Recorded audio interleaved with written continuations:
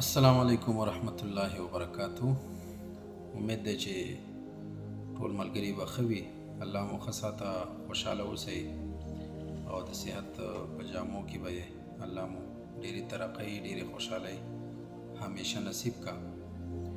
نن د هغه مریضانو دپاره چې هغې معده هغه اکثر سخته وي، مطلب دا دی چې کله واشروم هغې ضرورت وي نو ډېر ټایم تیریږي په هغې کې او معده یې سخته وي، د هغې د وجې نه په سر باندې ډېر زیات بوج وي، واشروم یې زر نه کېږي او د دې سره ډېرې خبرې هغه تړلې وي.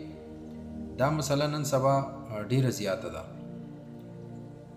نو د هغه مریضانو دپاره صرف یو مختصر او ډېره اسانه نسخه ستاسو په خدمت کې زه پیش کوم چې دو اجزا دي په هغې کې، صرف دو څیزونه دي، نرکچور او زیره سفید.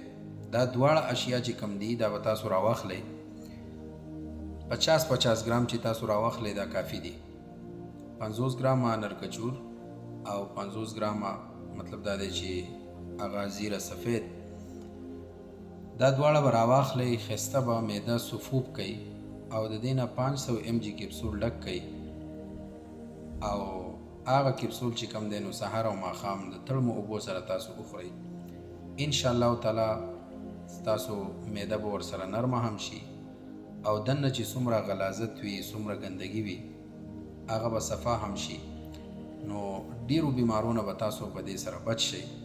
نن سبا که تاسو خیال وکئ نو ډیر مریضان داسې دي چې هغې دوایانې خوري خو په هغې باندې دوایي اثر نه کوي. د هغې وجه هم دا ده چې کله دننه لوښی ګنده وي، دننه معده هغه ټیک نه وي، هغه خراب وي، په هغې کې مسایل وي، نو که دې ته سره زر هم ور واچئ، که دې ته قسمه دوایانې ور واچئ، خو د هغې نتیجه به صفر وي. چې کله دننه معده برابر شي، سیسټم ورته برابر شي، نو بیا په هغې باندې دوایي اثر هم کوي، معمولي دوایي د هغې اثر بیا ډیر وي.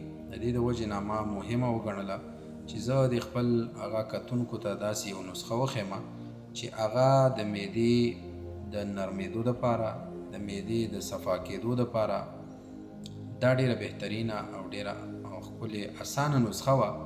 نو ما وی چې زه دې ته وښیم. زیره سفید نرکچور دا عام ملاویږي پنساریانو سره، تاسو به دا راواخلئ، ښایسته صفا به کوي، بیا به دا هغه وټکوئ، سفوب به کوي او 500 mg کپسول ترې ډک کوي.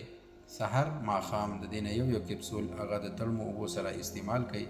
انشاءالله معده به ورسره نرمه شي او د معدې ډېر مسایل چې کوم دي هغه به ورسره الله تعالی رحم کرم وکړي، هغه به برابر شي. الله م ښه د وبا ساتئ، په لوی الله م سپارم، د الله په امان. السلام علیکم ورحمت الله.